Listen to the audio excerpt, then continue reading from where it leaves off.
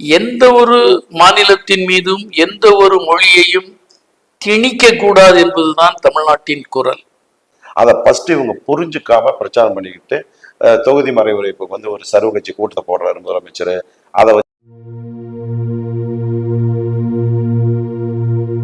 என்றால் வகுப்பு சட்டம், வகுப்பு சொத்து என்பது அவருடைய மத சொத்து. திருப்பதி தேவஸ்தானத்தில் முஸ்லிம்கள் போடப்பட்டிருக்கிறார்களா? பூரி ஜெகநாதர் கோவிலுக்கு போடப்பட்டிருக்கிறார்.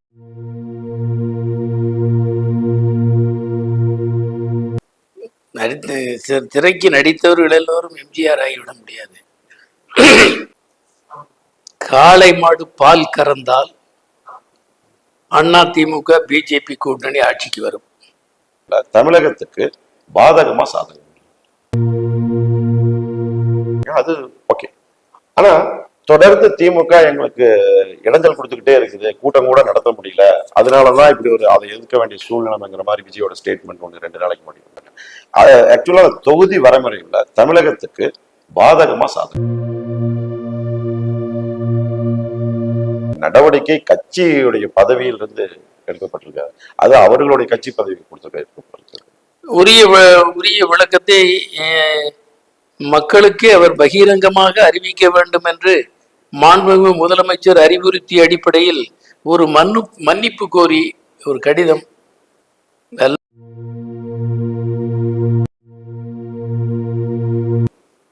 எந்த கொள்கையும் கிடையாது, எந்த கொள்கையுமே இல்லை. கொள்கையே இல்லாமல் விருப்பங்களின் அடிப்படையில் அரசியலில் நுழைந்து நான் முதலமைச்சராக வேண்டும் என்ற விருப்பத்தை வெளிப்படுத்துவது தமிழ்நாட்டின் வளர்ச்சிக்கோ முன்னேற்றத்திற்கோ உதவுகிற கொள்கை அவரிடம் இல்லை.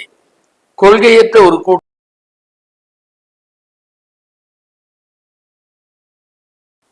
அனைவருக்கும் அன்பான வணக்கம். மை தமிழுக்காக நான் உங்கள் சக்திவேல். இன்னைக்கு இந்த நேர்காணல் நிகழ்ச்சியில நம்ம சந்திக்கக்கூடிய நபர் திருப்பூர் நாடாளுமன்ற தொகுதியை வெற்றி பெற்று இந்திய கம்யூனிஸ்ட் கட்சியை சேர்ந்த திரு சுப்பராயன் அவர்களை சந்திக்க வந்திருக்கிறோம். இவரை பத்தி சொல்லணும்னா தமிழகம் மட்டுமல்ல, இந்தியா பூரா இவருக்கு அறிமுகம் தேவையில்லை. இந்தியாவில் இருக்கிற கம்யூனிஸ்ட் கட்சியோட முக்கிய தலைவர்கள்ல இவர் ஒரு முதன்மையான தலைவரா பணியாற்றி வந்திருக்காரு. 84 ஆண்டு காலத்திலேயே சட்டமன்ற உறுப்பினர், அதன் பிறகு பாராளுமன்ற உறுப்பினர், தற்போது பாராளுமன்ற உறுப்பினர், கட்சி பணிகள் என்று பல்வேறு கட்சி பொறுப்புகளை வகிச்சு 50 ஆண்டுக்கு மேல கட்சி அரசியல் சார்ந்த பொது சேவை பணியில பொது வாழ்க்கையில ஈடுபட்டு வந்திருக்காரு. இன்னைக்கு அவர் நம்ம அரங்கத்துக்கு வந்திருக்காரு. அவர்கிட்ட அரசியல் சார்ந்த கேள்விகள் இன்னைக்கு கேட்க வேண்டியது இருக்குது. ஐயா வணக்கம். வணக்கம் ஐயா. இப்போங்க வணக்கம். பாராளுமன்றத்துல உங்களுடைய உரைகளை பூரா நாங்க தொடர்ச்சியா பார்த்துட்டு இருக்கிறோம். அதை பூரா நோட்ஸ் எடுத்து கூட வச்சிருக்கோம். தேசிய நதிநீர் இணைப்புல இருந்து உள்நாட்டு நதிநீர் ஏன் இணைக்கலாங்கிற வரைக்கும் உங்களுடைய கேள்விகளை பூரா நாங்க கூர்ந்து கவனிச்சு நோட்ஸ் எடுத்து வச்சிருக்கிறோம். பல்வேறு கேள்விகளை பாராளுமன்றத்துல இன்னைக்கு உறக்க எழுப்பிட்டு இருக்கிறது நீங்க தாங்கிறதுல எந்த விதமான சந்தேகம் இல்லை, அது எங்களுக்கு தெரியும். ஆனா நீங்க வைக்கக்கூடிய கோரிக்கைகளும் நீங்க வைக்கக்கூடிய திட்டங்களும் பாராளுமன்றத்துல ஏற்றுக்கொள்ளப்படுதுங்களா மத்திய அரசால? இல்ல அதை வந்து செவி சாய்க்கிறாங்களா? இல்ல இதுவரைக்கும் ஏற்ற உங்க கோரிக்கைகளை சிலதை நிறைவேற்றிருக்காங்களா? இல்ல நிறைவேறதுக்கான முயற்சிகளாக நடந்துகிட்டு இருக்குங்களா? உங்கள் கேள்வி மிக மிக முக்கியமானது. தமிழ்நாட்டு மக்களுக்கு இது குறித்து விளக்கம் அளிக்க வேண்டியது மக்கள் பிரதிநிதி என்ற முறையில் எனக்கும் ஒன்றிய அரசிற்கும் பொறுப்பு உண்டு என்று நான் உறுதிபட நம்புகிறேன். மக்களால் தேர்ந்தெடுக்கப்பட்ட நான் தமிழ்நாட்டின் வளர்ச்சிக்கும் முன்னேற்றத்திற்கும் அதேபோல் தொகுதியின் வளர்ச்சிக்குமான பிரச்சனைகளை அரசின் கவனத்திற்கு கொண்டு வருவதற்கு உரிய வடிவங்களில் பிரச்சனைகளை கிளப்பி வருகிறேன். பேசுகிற போதும் அந்த விவரங்களை முன்வைக்கிறேன். ஆனால் அவற்றுக்கு தீர்வளிக்கிற அதிகாரம் படைத்த ஒன்றிய அரசு அவற்றை பற்றி கிஞ்சிற்றும் கவலை கொள்ளவில்லை என்பதை மிகுந்த கவலையோடு குறிப்பிட விரும்புகிறேன்.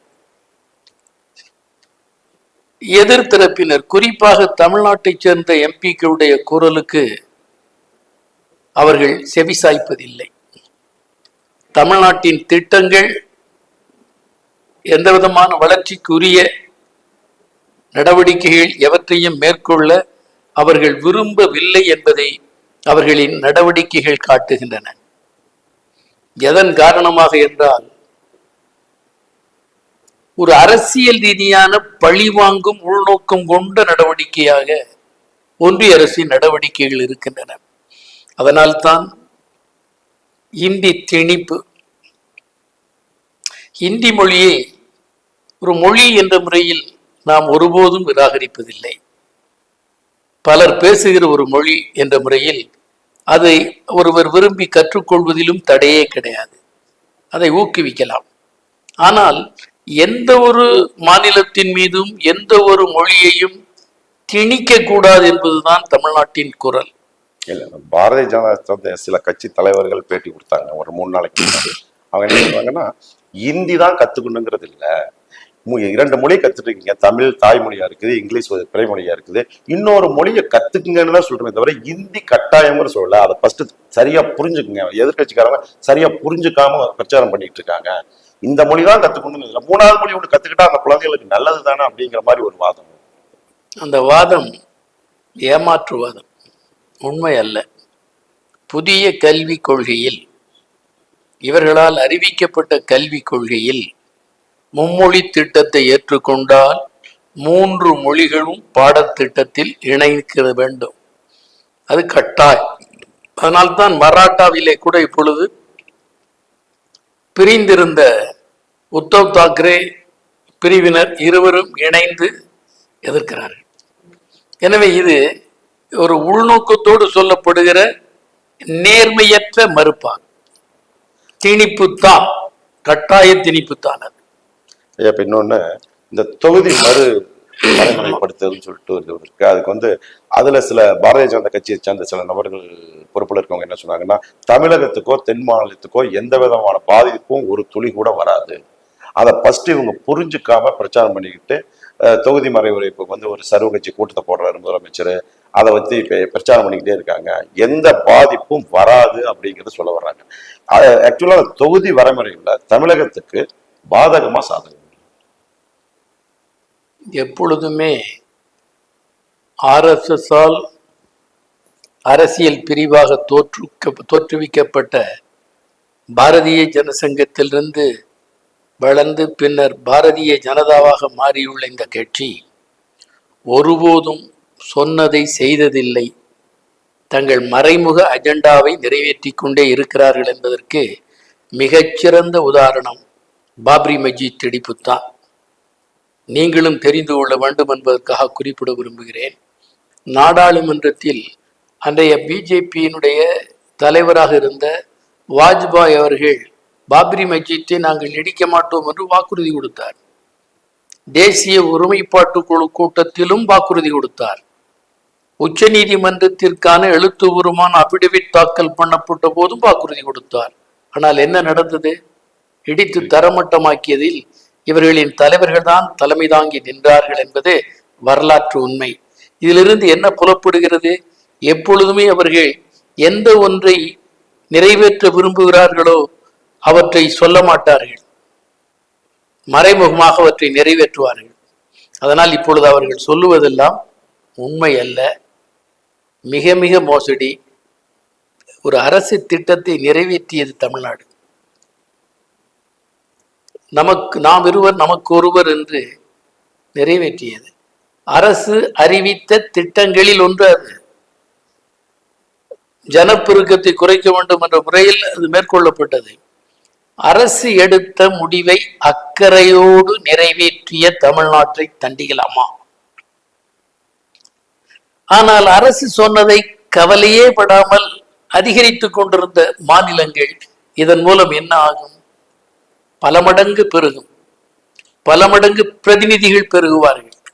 2-3 மாநிலங்களை பிடித்து கொண்டால் இந்தியாவையே ஆளலாம். மற்ற மாநிலங்களின் ஆதரவு தேவையே இல்லை. அப்ப அந்தந்த மாநிலங்களின் குரல் ஒடுக்க இந்த 2-3 மாநிலங்களின் எண்ணிக்கையை கூட்டிக் கொண்டால் இது குறைந்துவிடும். தென் மாநிலம் அங்கே கூட்டிக் கொண்டால் தென் மாநில ஆதரவு முற்றிலும் இழந்தாலும் ஆட்சி அதிகாரத்தில் இருக்கலாம், ஆட்சியை கைப்பற்றலாம் என்ற நம்பிக்கையோடு பரப்பப்படுகிற திட்டமிட்ட பொய் இது. கடுமையான பாதிப்பு தென் மாநிலங்களுக்கு ஏற்படும். பல மடங்கு அவர்களுக்கு பெருகும். உத்தரப்பிரதேசமோ பீகாரோ, அதுக்கெல்லாம் புள்ளி விவரங்களே இருக்கின்றன. நான் அதை பற்றி பட்டியலிட விரும்பவில்லை, அது அவசியம் இல்லை. பல பட்டியலில் பல பிரச்சனைகள் முன்னுக்கு வைக்கப்பட்டு விட்டன. எனவே மறுவரையறை என்பது அரசின் திட்டங்களை உணர்வுபூர்வமாக நிறைவேற்றிய மாநிலங்களை தண்டிப்பதாகும். அதை செய்யக்கூடாது. 70 இந்திரா காந்தி கடைபிடித்த அந்த 7.5% அந்த அளவுகோலையே முன்மாதிரியாக கொண்டு செய்ய வேண்டும். இப்பொழுது 30 ஆண்டுகளுக்கு இதை தள்ளி வைக்க வேண்டும் என்பதுதான் மிகச்சரியான முறை. இப்பொழுது அவற்றை எடுத்துக்கொள்ளவே கூடாது, பரிசீலிக்கவே கூடாது. இதுதான் எங்கள் நிலை. இப்ப இன்னொரு புதிய சட்ட மசோதா நிறைவேற்றுறாங்க. வகுப்பு வாரிய ஒரு இது நிறைவேற்றப்பட்டதுங்க. அது விஷயமா எதிர்கட்சிகள்லாம் தமிழ்நாடு மட்டும் இல்லைங்க, நிறைய மாநிலங்களும் கூட ஆர்ப்பாட்ட போராட்டங்கள் நடந்துட்டு இருக்கு. நம்மளும் கூட நடந்துகிட்டு இருக்காங்க. அது அது அவங்க தரப்புல சொல்ல வர்றது, உங்களோட இடத்த நாங்க எடுக்க மாட்டோம், எங்களுடைய அரசாங்கத்தை இடத்த நீங்க ஆக்கிரமிச்சிருந்தா அதை மட்டும்தான் நாங்க கிளியர் பண்ணுவோம் அப்படிங்கிற மாதிரி. திருச்செந்தூர் கோயிலுக்கு சொந்தமான இடத்த வகுப்பு வாரியத்துல எப்படி சேரும், அதை நாங்க சர்வே பண்ணி தான் பண்றோமே தவிர உங்களோட இடத்துக்குள்ள தலையிடோ உங்களுக்கு பண்ண மாட்டோம் அப்படிங்கிற மாதிரி. அது இப்ப நீதிமன்றத்து வரைக்கும் வழக்கு சென்றிருக்கிறதுக்கு நிறுத்தி வைக்கப்பட்டிருக்குது. இது இது இது எந்த லெவல்ல போய் இந்த சட்டம் முதலில் அரசியல் சட்ட அடிப்படைகளுக்கு எதிரானது. எந்த தனி நபரோ ஒரு அரசியல் கட்சியோ அல்லது மாநில மத்திய அரசுகளோ எந்த ஒரு நடவடிக்கையில் ஈடுபட்டாலும் அந்த நடவடிக்கை அரசியல் சட்டத்திற்கு உட்பட்டதாக இருக்க வேண்டும் என்பதுதான் அரசியல் அமைப்பின் சாரமாகும். அது மீறப்படுகிறது இந்த வகுப்பு சட்டத்தில். எப்படி என்றால், வகுப்பு சட்டம், வகுப்பு சொத்து என்பது அவருடைய மத சொத்து. அந்த மதத்தில் இருந்தவர்கள் அந்த மதத்தில் உள்ள ஏழைகள் பயன்பட வேண்டும், அவர்களுக்கு உதவுவதற்கான ஒரு நிதி வேண்டும் என்ற முறையில் அவர்களால் அளிக்கப்பட்டவற்றனுடைய ஒட்டுமொத்தம்தான் வகுப்பு சொத்து. அந்த சொத்தை நிர்வகிப்பதற்கு அவர்களுக்குள்ளேயே போர்டுகள் இருக்கின்றன. மாநிலங்களில் இருக்கின்றன, மத்திய கவுன்சிலும் இருக்கிறது. இந்த நிலையில் அந்த இடத்தில் ஒரு இந்து என்று பிற மதத்தவர்களை பெரும்பான்மையாக உள்ளே நுழைப்பதற்கான முயற்சியை இந்த சட்டம் ஏற்படுத்தி இருக்கிறார். அந்த வகுப்புடைய போர்டு மாநில அரசு கட்டுப்பாட்டுல தான் இருக்கும். அவங்க தானே நிர்வாகிகளை நிரப்புறதோ இல்ல அவங்க கட்டுப்பாட்டுல தானே இருக்கும். அப்ப அவங்களே அதை எதிர்க்கிறது எப்படி? அவங்க கட்டுப்பாட்டுல இருக்கிறது, மாநில அரசுடைய கட்டுப்பாட்டுல இருக்குது. அயன்மெண்ட் மத்திய அரசுக்கு கொடுக்கப்பட்டிருக்கிறது. அதாவது வாரியங்கள் மாநிலம் சம்பந்தப்பட்டது. ஒவ்வொரு மாநிலங்களுக்கும் போர்டு உண்டு, வாரியங்கள் உண்டு. மத்திய கவுன்சில் இருக்கிறது. ஃபர்ஸ்ட் பாயிண்ட், திருப்பதி தேவஸ்தானத்தில் முஸ்லிம்கள் போடப்பட்டிருக்கிறார்களா? பூரி ஜெகநாதர் கோவிலுக்கு போடப்பட்டிருக்கிறதா? சங்கராச்சாரியார் மடங்களுக்கு போடப்பட்டிருக்கிறதா? இல்லை. வேறு மதங்களுக்கு, கிறிஸ்துவ மதங்களுக்குல போடப்பட்டிருக்கிறதா? இல்லை. கிறிஸ்துவ மத ஆலயங்கள் என்றால் அந்த மதம் சார்ந்தவர்கள் தான். இது மத நடவடிக்கை. இது மதம் சம்பந்தப்பட்ட விஷயத்தில் மத சுதந்திரத்தில் தலையிடுகிற உரிமை எந்த ஒரு அரசுக்கும் இல்லை. இது அவருடைய உரிமையில் தலையிடுகிறது. அவர்களுக்குள் முறைகேடு என்றால் அவர்கள் அதை சரிபார்த்துக் கொள்வார்கள். அதில் நீ எதற்கு தலையிட வேண்டும்? அது அவர்களுடைய சொத்து. அவர்களுக்குள்ளேயே அது முறைப்படுத்தப்படும். அதற்கான ஏற்பாடுகள் வகுப்போர்டிலேயே இருக்கிறது, ஏற்கனவே இருக்கிறது. எனவே வேறு ஆட்களை நுழைப்பதன் மூலம் அவற்றையில் அரசியல் சாசன கருத்துக்கு எதிராக நடவடிக்கை மேற்கொள்ளப்படுகிறது. அடுத்து பார்த்தீர்களானால், சொத்து சொத்து சொத்து வகுப்போடு நிரூபிக்க வேண்டும். இல்லை என்றால் அது அரசுக்கு சொந்தம். அதான் சுப்ரீம் கோர்ட்டே சொல்லியிருக்கிறது. வெள்ளக்காரன் காலம் வர வரைக்கும் பதிவு செய்கிற முறை இல்லை, அதை எப்படி அவர்கள் காட்ட முடியும் என்று உச்ச நீதிமன்றமே கேள்வி எழுப்பியிருக்கிறது. வேறு யாரும் இல்லை. உச்ச நீதிமன்றம் என்ன சொல்லுகிறது? மற்ற இந்து மடாலயங்கள் அல்லது மற்ற நடவடிக்கைகளில் போடாத ஒரு விஷயத்தை ஏன் இங்கே போடுகிறீர்கள், இது எப்படி சரியாகும் என்று அதுவே சந்தேகம் கிளப்பி இருக்கிறது.